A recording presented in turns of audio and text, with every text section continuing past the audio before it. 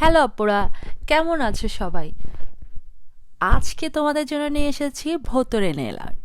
হ্যাঁ, যেহেতু ভোতরে সিজন যাচ্ছে, অক্টোবর মানেই তো হ্যালোউইন সবাই সেলিব্রেট করে।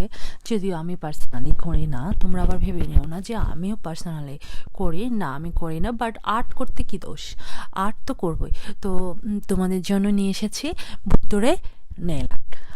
এই নেল আর্টগুলো খুবই ইজি এবং সিম্পল। দেখতে মনে হচ্ছে খুবই অনেক কঠিন, অ্যাকচুয়ালি না, একটু কঠিন না। আমি তোমাদের স্টেপ বাই স্টেপ সব বলে দেব, তো তোমরা ইজিলি করতে পারবে। তো আমি ফার্স্টেই কিছু নেল রেডি করে নিয়েছিলাম। ভিডিওটি শুরু করার আগে আরেকটি কথা বলতে ভুলে যাই সব সময়। তো যখনই তোমরা আমার ভিডিওটি দেখবে, প্লিজ একটা লাইক কমেন্টস করতে ভুলবে না, তাহলে কি আসলে আগ্রহ পাওয়া যায় যে আসলে কেমন হলো ভিডিওটা।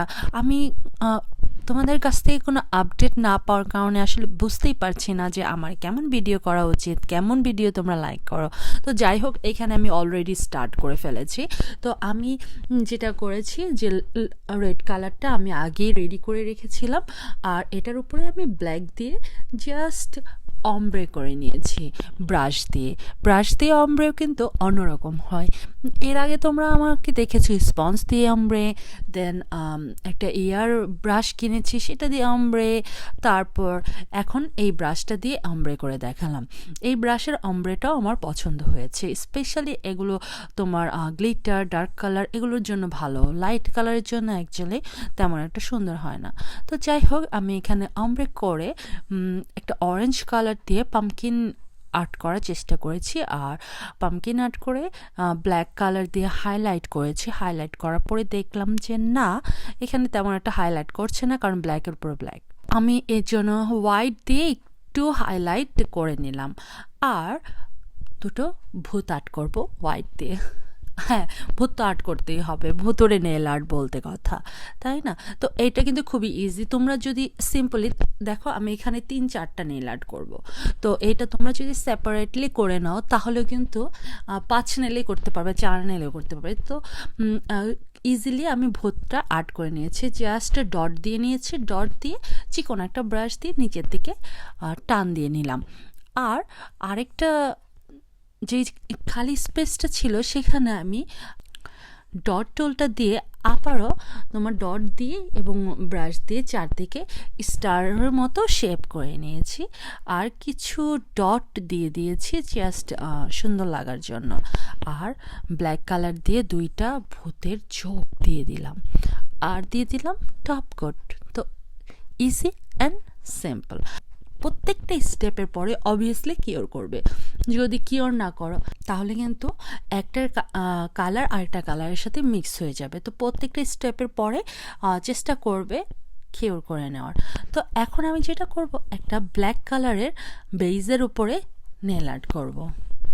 তো যেহেতু এটা ব্ল্যাক কালার, তো আমি ভাবছিলাম যে মাকড়সা আর্ট করলে কেমন হয়। হ্যাঁ, স্পাইডার, এটাও কিন্তু খুবই ভয়ঙ্কর, আর গ্রেভিয়ার্ড আর্ট করলে এটাও খুব ভয়ঙ্কর হবে।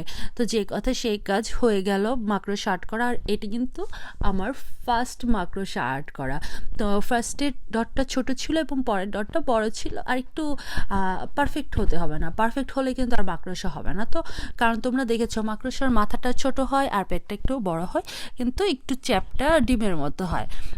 তো এলোপাথারি একটু গোল করে নিব, আর পাগুলো দিয়ে দিলাম, আর নিচের দিকে একটা কফিনের মতো আর্ট করে প্লাস দিয়ে দিয়েছি, আর দিয়েছি তোমার ব্রাশ দিয়ে একটু ঘাস ঘাস ভাব আনার চেষ্টা করেছি, বাট ঘাস এটা যেটা যাই মনে করো তুমি। এরপর একটু স্ক্যারি ভাব আনার জন্য আমি লাল কালার দিয়ে ডট দেওয়ার চেষ্টা করেছি, কিন্তু আমি ডটটা ফার্স্টে ভালো মতো দিতে পারছিলাম না। তো ভাবলাম যে ডটকে আমি চাচ্ছিলাম স্প্রেড করার জন্য, হ্যাঁ, সেই স্প্রেডটা তো করতে পারিনি। তো ভাবলাম যে আইসোপার্পল দিয়ে একটু লাইট কালার করে দিই, আর উপরে ডটিং টুল দিয়ে ডট দিয়ে দিব বা ব্রাশ দিয়ে। এই ছিল কিওর করার পরে আমার ফাইনাল লুক। ভিডিওটির লেন্থ অলরেডি অনেক বড় হয়ে গিয়েছে, তাই আমি ভিডিওর বাকি অংশ এই ভিডিওটি আপলোড দেওয়ার ঠিক 2 দিন পরে বাংলাদেশ সময় বিকেল 3টা থেকে 6টার মধ্যে আপলোড দিয়ে দিব। তোমাদের সবাইকে অনুরোধ রইল আমার পেজটি সাবস্ক্রাইব করে বেল বাটনটি অন করে নাও, তাহলে এই ভিডিওর বাকি অংশটা দেখতে পারবে। আল্লাহ হাফেজ সবাইকে।